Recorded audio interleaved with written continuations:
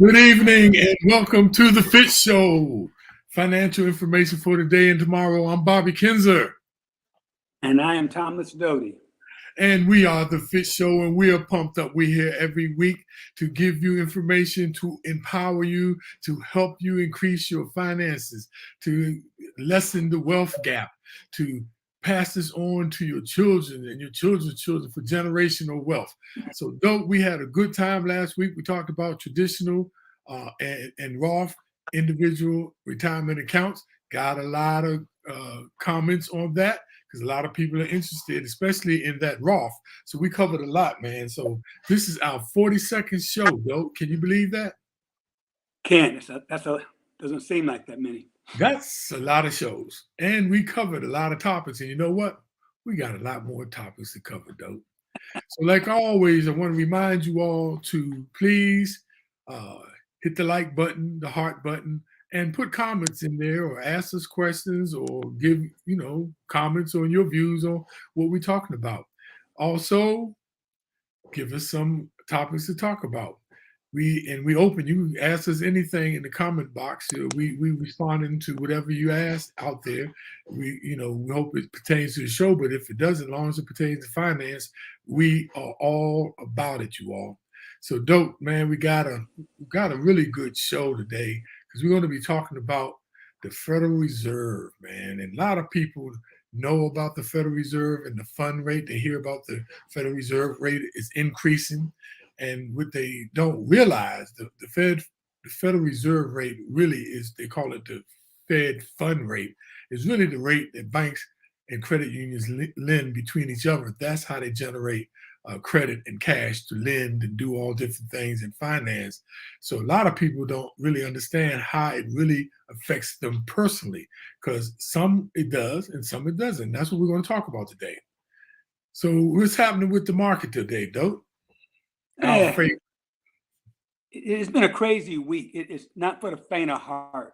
The Dow went from 33.2 to 34.5, but it was down as low as 32.8 this week. So, I mean, that's almost a 2,000 point swing. Same with the Nasdaq. Nasdaq started the week at 13.2, ended the week at 13.6, but it was down as low as 12.6 during this week. So there's been a lot of volatility, which is to be expected with all the things that are going on in the world today, between the inflation, the war, the pandemic. There's a lot of craziness going on. And some of the stocks we always talk about, Microsoft, started the week at 287, ended the week at 295. It was as low as 276. I think a couple of weeks ago, it was down to 275. And that's when I mentioned that seemed like a buy for me anyway. If I didn't have so much already invested in it, I would have bought some more. Tesla had the same wild swing as the rest of them. It traded between 837 and 867, but it was down. It was crazy down this week too. It was actually down as low as 759. So that's almost a 200 point swing in Tesla, within a week. That's just crazy. That's what's going on now. Apple, as it's been the case, it's pretty much stayed stable. Started the week at 158, ended the week at 160. Even it was down to 150 during the week. And Pfizer has kind of been on a good run. I don't know if it has to do with the vaccines for the younger kids or what, but it started the week at 50, ended the week at 54, and it just saw a steady climb all week. So that's a big 8% jump there. So another volatile week. And as we always say, you just have to kind of stand firm and don't panic and let this all pass as it usually does. And the other thing we also say, and I hope people understand this, the key is to invest consistently too, because you have the power of dollar cost averaging when we talked about that before, and that works in your favor because when the stocks are down, you can buy more. So it balances out. So, don't be afraid. But if you can't stomach, then sit on the sideline with cash, because cash is still king. If you got cash, you laughing, dope. Yeah. We're We're gonna talk about that in a minute. What your cash is doing, Okay. Exactly, exactly. But yeah, that's where me and Dope we have different perspectives on that. But Dope, it's interesting, man. All the stocks I had actually up and doing well, like the semiconductor stock that is in all the cars and in the phones and stuff. NXPI has been up, and it was this year high as $227 a share, but it went all the way down to 108. Actually went down lower to like about 170, 160, and now it's back up to 180. Now they projected that it's going to go to 243 a share, and I've been watching these. We were talking about the electric vehicle market a couple of weeks ago and how important it was to not just look at the car, but also look at the stocks and the stocks and the products that are associated with electric vehicles. So I've been interested in the supercharger companies, especially since the Biden plan, the infrastructure plan, was putting money in to the infrastructure for electric vehicles like um, supercharger stations and stuff. And so I was looking at just one in particular called OZOP. And it was like 3 cents a share. It went down when the market was, but the last 2 weeks has been going up. Last week it was up 9%. This week it's up about 6%. And it's only 2 cent a share, so it's interesting. You put $1,000 in, you get, almost about, 28, 30,000 shares. But I also do, and I've always said this, one of these daggone American, other than Tesla's, car companies like Chrysler, GM, Ford are going to break the code and do better than Tesla in producing this electric car. I just don't know which one, but I'm rolling my dice on Ford. And Ford right now, last week it was at $16.33 a share. It has been as high as $20. It's been as low as $7. So we don't know. Like we say, it's always a flip of the coin, you all. Don't know. But you listen to all these big think tank, Wall Street, hedge fund, and they talk about one group is talking about, oh, the market's going to crash. The other half of the group talking about it's going to be a bull market. Cryptocurrency is going to take off. So don't nobody know. Just remember that, and that's why we are not acting like we know, but we're just trying to tell you how that you can sort of hedge and at least understand and have the knowledge to understand how the market works so that you can use it to your benefit, because it can be used to your benefit. So don't cryptocurrency, man. Oh man, cryptocurrency is just crazy. I told you one way to look at the cryptocurrency market is look at the market cap. And so the total market cap in cryptocurrency, it was up as high as $2.7 trillion a year ago, dope, but now it's down to like 1.96 trillion. And no, excuse me, that was last week. This week is down to 1.91 trillion. So people have been selling off, but people have been getting in because Bitcoin last week I told you was $39,386. Today, as of 7 p.m., it was $40,985 per Bitcoin. So, but it's kind of down by about 0.3% today. And then we talked about Shiba, and that's like what they call one of the meme uh, uh, coins. And a lot of people was into that about 6 months ago, and I mean it was taking off, man. But it's been going down ever since. It's been really going down. It was at the number 10 mark now in the top cryptocurrencies. Now it's down to about 15. Now I don't know if anybody don't follows Dogecoin, which was Elon Musk put about $1 billion in to try to drive the interest, and Mark Cuban put out there that he was accepting Dogecoin as a currency transaction for tickets to his games and food and paraphernalia, but it was up like $1. Man, that thing is down, and it's been down and hanging around about 11 cents. So Elon Musk, he might need to stick with the car. But anyway, dope. Hey, let's go back to your issue about keeping in cash. But before you think about that, let me just give you a couple of facts. According to a Moody's study, the average U.S. household is spending $300, exactly 296, almost $300 a month more because of inflation. That means the same products are costing you $300 more, Right. and that's based on the fact that inflation showed a 7.9% increase in February for the same goods to have been purchased a year ago. And a couple of interesting points about this. Low and middle income households are spending 7% more on the same products, whereas wealthy households are only spending 6%. I was trying to figure out why, but I couldn't come up with an answer that made sense. But that's just interesting that it's hitting low and middle income people harder than it's hitting wealthy people. And a separate study by Wells Fargo showed that the middle class is getting squeezed in particular more than the either end, more than the people on the low end or people on the high end. So, I mean, most of folks we know are in the middle. We know very, very rich people, and very, very few people. And it also interesting, it said that Hispanics and Latinos had the steepest jump in Right. living costs, which again, I have no way of understanding why that's going on. So just a word of warning. Think about that. The same goods are costing you $300 more.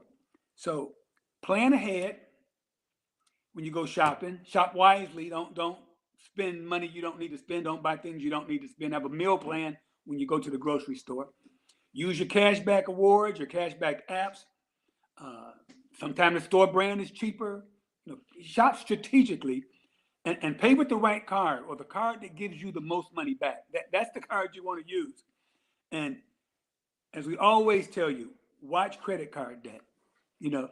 And I hate to say this, but it's a true fact. Debt is good.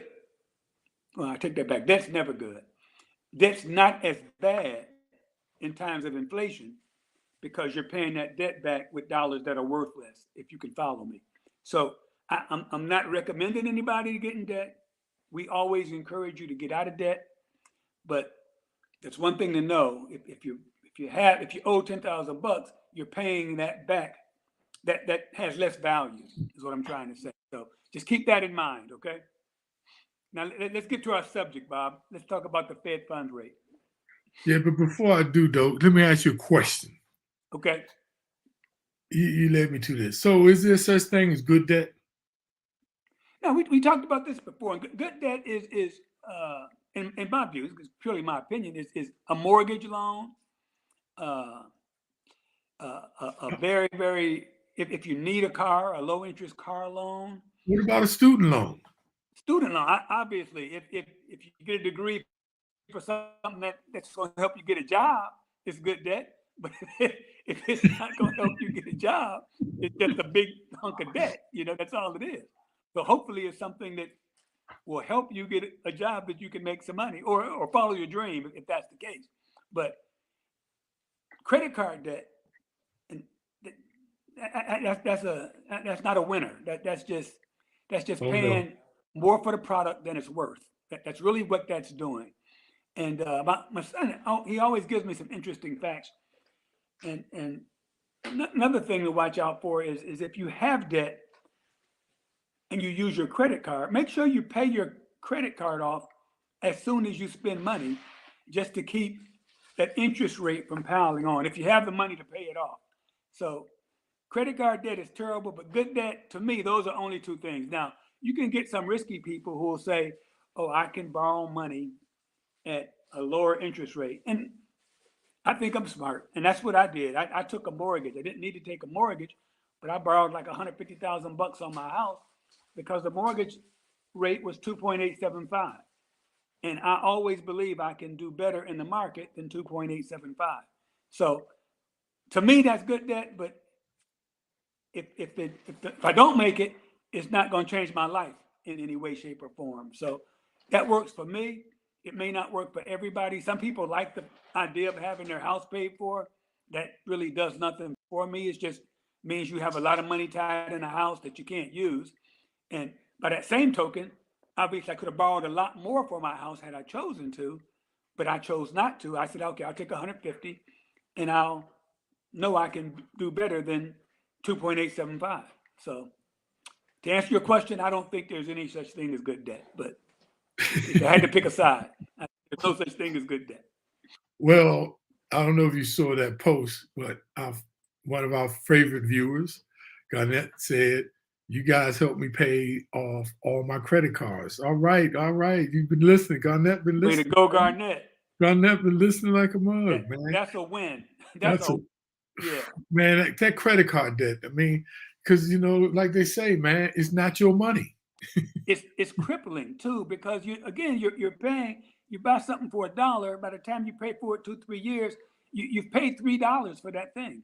Right. And it multiplies. If you pay $100, you pay 300. If it's $1,000, you pay 3,000. You've paid for it several times, and very few things are worth that. Are worth 3 times more than what you pay for them.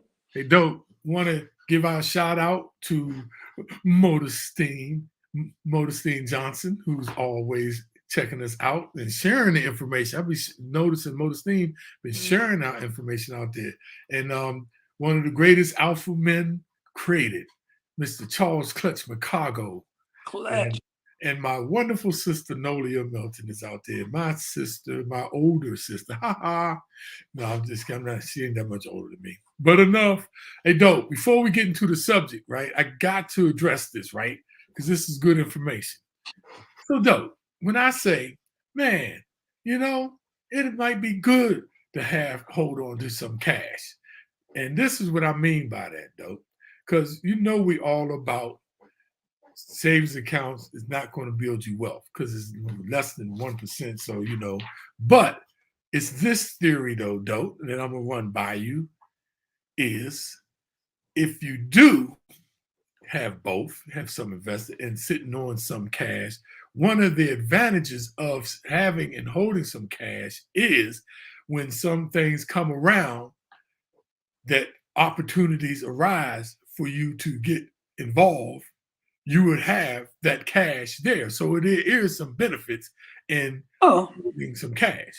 Yeah, I don't disagree, but and even now, more so now, with all the turmoil going on in the world, I have cash sitting at home. I wouldn't say that too loud on the. Don't. Yeah, I gotta. So nobody know where I live. I hope. They'll find out. I mean, but if you think about it, I mean, the Russians they hacked the gas line. Yes. If for some reason they hack the banking system and your credit cards aren't worth anything, you're gonna need to have some cash to pay for things that you'll need, like food, gas. So I would recommend everybody right now, just because things are so crazy, have some cash on hand in case there's a big internet hack. And the Russians are trying. But Bob, everybody should have some cash to handle emergency situations. Exactly. Yeah, that's where I was going. And we always say, don't invest money that you're going to need within the next 2 to 3 years. But there are things you can do with that money. There are mutual funds that are heavily invested in cash and cash equivalents, or that are pretty stable over the long haul. And we talked about savings bonds. We talked about money market accounts. Internet banks usually pay a higher interest rate because they don't have brick and mortar. So I'm thinking in terms of cash in your mattress. That's what you want to avoid. Yes. You want to have your money working for you in some kind of way. And one more thing about because you always say, if you got credit card debt, maybe you shouldn't have no cash. It should be on that credit card debt. And then if you need an emergency, you still have the debt from the credit card or the credit card. The credit from the credit card. The credit to help you, right? So, yeah. But Dope. So Dope. So where I was going with this is a lot of people didn't know this, but in the economic downturn of 2008, it dried up the lending. What we're talking about, the Fed rate, it dried the lending between banks and credit union dried up. And I was working for the Federal Deposit Insurance Corporation. We're with the Federal Reserve and Treasury working away. Dope. People don't know this because we never experienced this, like what happened in 1929. But dope. There was a possibility in 2008 that you were going to go to the ATM machine and no money was going to come out because that's how dried up credit was between banks and credit unions. Literally, though, the FDIC came up with this plan called the Temporary Guaranteed Liquidity Plan that they don't give enough credit to Sheila Bair, who was our chairman at the time, because, Bernanke at the Federal Reserve and Paulson, they were flexing the man thing.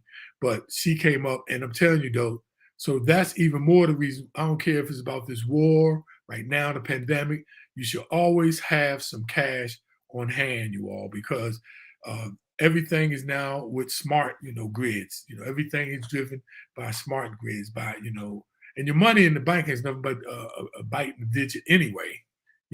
So that's why it's important to have some. And this is the other rule, though. If you do have some cash at home or gold, because I advise people to hold their own gold. Don't let the company hold your gold on your silver. Don't tell nobody. Very important. So, I got a question from my sister Nolia, which is a good question. And we're going to get into the Fed rate, y'all, because that's important. The effects of that. But this question my sister Nolia came up with: how much cash? Well, again, if something goes crazy, like me, I got enough that I can probably get by a month with cash, and that's really for food and maybe a tank of gas.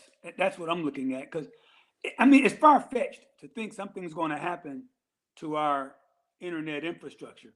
But I'm sure they said the same thing when they tied up the gas pipeline late last year. And so it's just another instance of being prepared. My mother's, one of her old sayings, and by the way, she'll be 102 next week. But one of her old sayings is, better to have and don't need than to need and don't have. That's so true. if something crazy happens, you're going to want to be able to go get some food. You may need to get gas. You may need to get somewhere. You may need to get to a hospital or something. But as far-fetched as it sounds, nobody would be totally surprised if there was a hack and something happened to the banking system. I don't think anybody would say, gee, I never thought that would happen, just because of the way things are now. Clutch said Russians tried to hack me 3 times, and I accounts to all my PayPal, Zelle, and all those apps. Clutch, I just want to tell you, my brother, that's pretty cool, but to resist is futile. You're going to have your money somewhere electronically. And by the way, you must got a bunch of money. The Russians coming after you. I didn't know you had it like that, Clutch. God damn. They hacked you 3 times? What you got in your bank? I didn't realize that. Yeah, but they're working on it. You between the Russians and the Chinese, they're looking to get into our. Don't forget the Japanese. Japanese out there too hacking, big time. At the FDIC, we really shouldn't say those certain. There's people all over the world, so I don't want to single out or have anybody who's Russian thinking I'm picking on them. But let's just say it. There's people out there hacking, trying to tear up our banking system. So you don't want to get caught with no cash on hand during these times right now. That's a personal thing with me. So, I got money on hand just in case something happens. So Nolia hit me back with, $500. Nolia, it's really personal, Nolia. It's how much you feel, how you spend, how much money you have, right? So it's hard for anybody to tell you, because like they always say, like have an emergency fund, between 3 to 12 months. But that's just no finite. That's just a measurement. So it's really personal. Your spending habits. How much you need if you're not going to be able to get. How much money you got liquid. So that's very personal. Don't want to shout out to Willis Wilson. And Willis, are you still down there as the athletic director of Texas A&M Corpus Christi, what used to be Texas A&I at Corpus Christi. He was the coach for years. Silver Spring boy, went to Blair High School. And my man Ron Green and my little brother was sub chap called Chapman. So, Dope, let's get into the subject, man. Dope, let me tell you something. The Federal Reserve raises interest rates this week to help tame the inflation. Now, if you're concerned about higher borrowing costs will impact your own finances, we're going to give you a breakdown of what you can expect. Now, this is the first quarter point increase, and they set the Fed rate between 0 and 0.25%, right? They can't give the exact rate, but this is the rate that the banks, believe it or not, and the credit union. So, but it was high as 2%, and they were lending in 2019. But as of this Wednesday, and the Fed funds rate, this is the highest it's been in 3 years, and will likely lay the groundwork for additional hikes to follow. So ultimately, the Federal Reserve interest rate is an important tool for maintaining a stable economy. Now, why does the Fed raise or lower the interest rate? The Fed lowers the rates in order to stimulate the economy, leading up to and during economic downturns, right? They want to increase borrowing and the spending, right? But it raises interest rates when the economy is strong in order to keep businesses and consumers in check. What do I mean by that?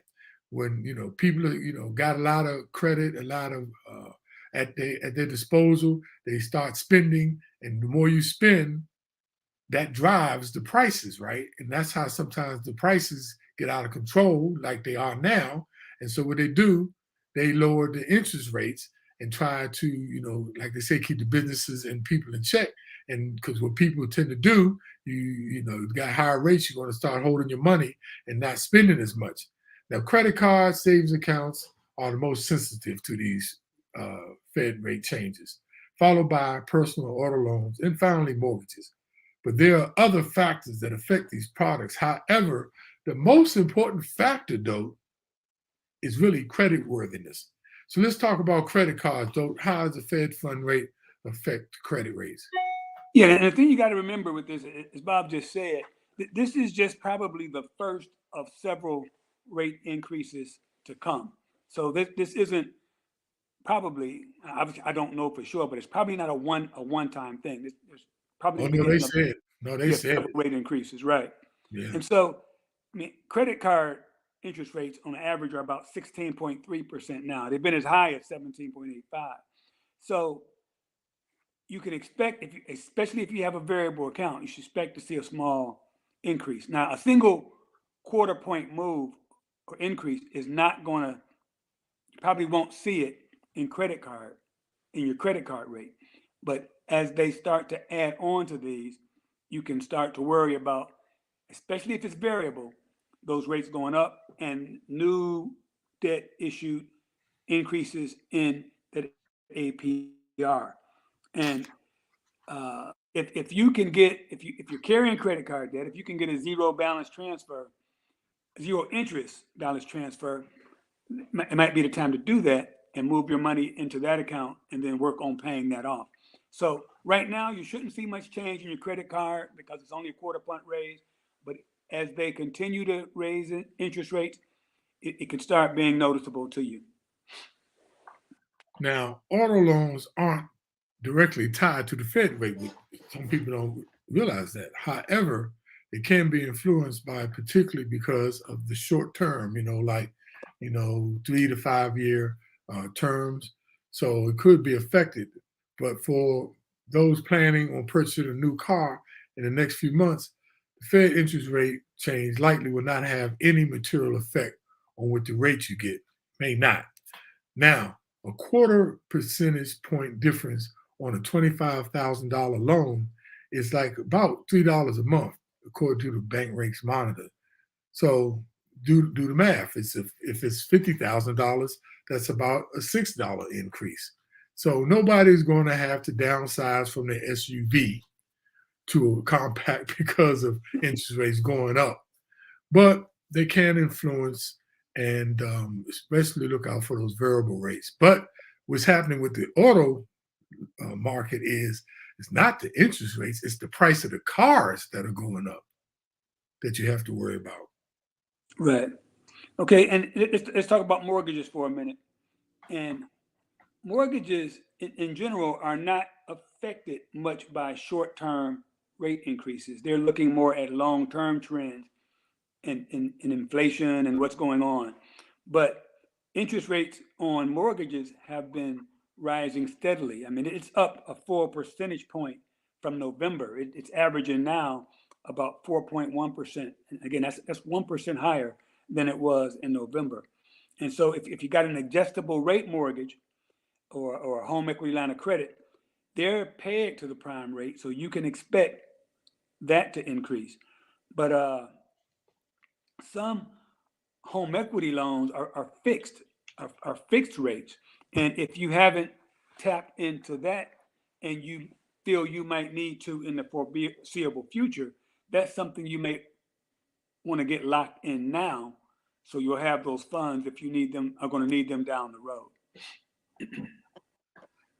But you must be disciplined because sometimes, though, as they say, that money be burning a hole in people's pocket. Yeah, Because well, it's the advertising. They act like it's free money. Take a vacation, buy a car. No, you got to pay that money back. right, You got to pay that money back. So again, if you needed to pay credit card debt, that's probably a good thing. But to get it just to blow or to enjoy or to party, no, no, no, no. yeah, I mean that's something to consider. And right now, though, I'm getting calls. I'm getting texts to my phone because I got so much equity in my house, and all these people are trying to, buy my house so they can get the equity themselves. Give me equity loans, HELOCs, home equity loans, credit lines. Everybody want to give us money. You know what I'm saying? And They're well, selling money. They're selling money. they That's sell basically what they're doing. that's Yeah, basically and they're charging you to right. yeah. Don't fall for it. Don't fall for the okie doke because I'm telling you, I know you've always wanted to go on that trip to Aruba, and you've been wanting, and you got that equity in the house. But right now, I don't know. I'm sitting patient to wait to see what's happening because, like I said earlier, don't anyone know if it's going to be a bear market where the market's going down or it's going to be a bull market. It's been so up and down. It's a flip of a coin. But the name of the game is what me and Dote always talk about is to have a strategic plan on how you manage your portfolio. So it doesn't matter if the market's up or down, doesn't matter if it's a presidential election, doesn't matter if it's a Democrat in, a Republican, a tsunami, a pandemic. If you position yourself right with the right asset mix, you can weather or you can actually take the future shock of some of these events that are happening in the market. So, how does the Fed rate affect student loans? Now, for the most part, student loan rates are fixed, so the borrowers won't be impacted immediately from the rate hike. However, especially the federal loans, they are fixed, thank God. But a lot of people have private loans, and they may be fixed or could have a variable rate, which is tied. A lot of them are tied to the LIBOR rate or prime or to T-bill rates, which means that as the Fed raises the rates, borrowers will likely pay more interest, although how much more will vary by whatever the benchmark ends up being at. Like we said, they're probably going to be raising the rates again above the 0 to 25 basis points. That makes this a particularly good time to identify loans you have outstanding and see if refinancing makes sense. I'm talking about student loans now. Dope was talking about homeowners, mortgages. I'm talking about student loans. If you can refinance and get a lower rate, this might be the time to do it before they start increasing, especially if you got a variable rate. You might want to try to lock in to a fixed rate. But once again, consult your advisor, and everybody's situation is different for what they do. But if you have a private loan, nothing should stop you from refinancing to a low rate. It's just one to be careful not to finance into a variable rate because those have nowhere to go but up. That's right. Okay, let's talk about savings accounts a little bit. Now, this is funny. This banks have been doing this for years. The deposit rates, they react much slower to Fed's rate increases. If it's going the other way, they react a lot faster. But when it goes up, they don't increase their savings rate at the same pace. So don't think that the Fed increasing their rate has any direct correlation to what a bank pays. They usually go in the same direction, but there's no correlation between the two. And so savings rate has been almost zero for a good little while now. It's 0.06 of 1% on average, which is next to nothing. But because the inflation rate is now much higher, any money saved in a bank account where you're not making any money is losing its value. That's what we've talked about numerous times. If you have $1 in the bank, at 1 year from now, if inflation stays at 8%, it's only going to buy 92 cents worth of product. So that's why we always say you have to have your money working for you and trying to close that gap of that purchasing power loss through inflation. It's hard to do it with a savings account. And as we just talked about, a savings account should be part of your portfolio to handle emergencies, to handle whatever may come up in the near-term future. But you got to have a reasonable mix to fight this purchasing power that you're losing. And another thing is banks basically don't pay much in interest anyway. They don't, especially brick and mortar banks. So you might want to look at an internet bank. Just make sure you pick one that's reputable, because you don't want to send your money to a scammer. But they typically pay a little better interest rate. They don't have the overhead of brick and mortar. So you might be able to do a little better with an internet bank than you can in your local, bank around the corner. So take a look at that. Now, the question from Nolia, she said, when will all these increases occur? Well, they just announced the first quarter point. That was announced. What day was that, Bob? Wednesday. Yeah, that was just announced. And nobody knows when the future increases are going to come. They'll continue to take a look and see what inflation's doing and try to keep that in check.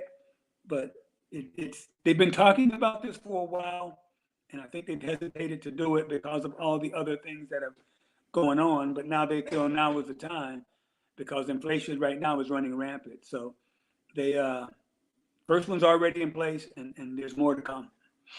And so remember, this is really the rate. The Fed fund rate is the rate really that is used between banks and credit unions, lending, borrowing between each other. So it will take, a little while, but it does trickle down, like we said, into, variable loans, trickles down into auto loans, things like that. So don't know the specific, but it definitely starts affecting people in a matter of time. And then they constantly talking about raising it again. I don't know if they're going to be raising it quarterly, semi-annually, or not. But it's going to be. It's coming. It's coming. Every day. Yeah, so it's definitely coming. So, dope. Let's go to takeaways. Okay, the first one we just finished talking about. It looks like the interest rate increases are going to become the norm. So for the foreseeable future, anyway. So you have to take the steps we've talked about of making sure you're planning for it. You're ready. You got your debt as low as you can, because your borrowing cost is going to go up. That you have a good portfolio mix in items that are going to increase in value to offset the ravages of inflation. But it looks like it's here to stay. So you got to prepare for it. And you need to review your budget to eliminate unnecessary spending. I mean, this should be always, but even more so now. And Dope talked about earlier about different strategies. And one, you should have a shopping strategy. You should have a shopping strategy of like, going to the Costco's and the BJ's and places like that where you can save on money by buying in bulk. But be aware of that bulk buying though, because I remember I was in that store one time. This guy was walking out like with four of the big, largest bottles of ketchup, and I'm like, is he really going to use that much ketchup, or he's just thinking he's getting a deal on it? So, But hey, Bob, I'm so anal that when I go to Costco, I usually buy stuff like toilet paper, paper towel, stuff that don't spoil. right. And in my mind, I know it's just pennies, but remember, I'm a bean counter. That's what I am at heart. And so I'd rather buy it now than a month from now when it costs more if I know it ain't gonna spoil, you know? Well, a person told me this the other day. He said he saw this millionaire walking down the street and he bent over and picked up a penny. And he said, why in the world did you do that? He said, because I've done it all the time. Yeah, I'm like, I save pennies. I really do. And I know it probably doesn't have a big effect, but again, it's not gonna spoil. I know it's gonna cost more next month than it's gonna cost today. So, and I got room to keep it. So I got a closet upstairs with extra stuff that I bought because I was at Costco. Good. The next one is, we talked about this earlier. This is the time to review your loans. If you can pay them off, pay them off. If you can't, try to refinance them and get the lowest interest rate you can. It's crucial in these times where your money, again, if you're spending $300 more on items, you have less money to spend. The last thing you want to do is be paying interest to the bank. And try not to take on any more debt. I mean, debt is like an albatross around your neck. It will cut off your breathing. It will have you not sleeping at night. We talked about it. Good debt, bad debt. No, get rid of debt, especially the credit cards, you all, especially the credit card. And on some of these cards, I feel you. You always wanted, you worked hard to get that Mercedes Benz. But if you really can't afford it, do you really want to put yourself in that kind of position that you're going to be struggling to pay? And you know what they call Mercedes anyway, what it stands for. Mercy, those payments are killing me. and and last but not least, I always want to leave you with continue to invest in the market. Your purchasing power is being basically ravaged. You have to have a portfolio of items that are making you money so you aren't losing purchasing power. You want to grow wealth, and at a minimum you want to stay even. If you don't have any investments working for you, you are literally going backwards. You can have the same amount of money 1 year from now, but if inflation has grown by 8%, your purchasing power is 8% less. So it's 8% less value. So you need to come up with a portfolio that's going to grow for you.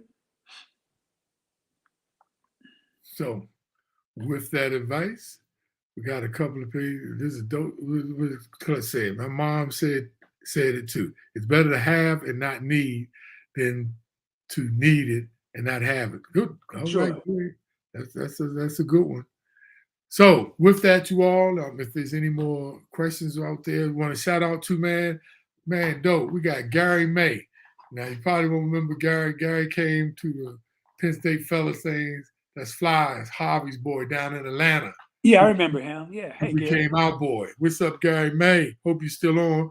And then once again, Woodrow Wilson High School coming through strong. Sam Jack, the man. What's up, Sam? Good to see you, and my man Ronald Green. So thank everybody for tuning in. This is our 42nd show. We're really proud that we're able to do this. Doe to talk to me about doing this for the longest time, man. And I'm so glad that we're doing it, Doe, because we're getting a lot of reviews. So make sure you share this. You can go out there and get our archived shows. It doesn't get old. This information is it's fresh. It's fresh. It doesn't get old. A lot of things we're telling you, it don't change. It's the same thing apply today yesterday, and tomorrow. Right, Dope? That's for sure. Just it's good building blocks. Yeah, yeah. It just doesn't get old about understanding how to invest, understanding about your mix, your allocation, understanding about overspending those things. I don't care if it's, like I said, a tsunami or election, as long as you just plan right. That's all we want you to do is to make better and good financial decisions. So thank you. Tune in next week. The FITT Show, financial information for today and tomorrow. I'm Bobby Kinzer. And I'm Thomas Doty, and have a wonderful, wonderful week. We look forward to seeing you all. And once again, thanks for all the comments and thanks for tuning in. And look, don't forget, go out there and subscribe on YouTube. We're trying to build our audience on that platform too.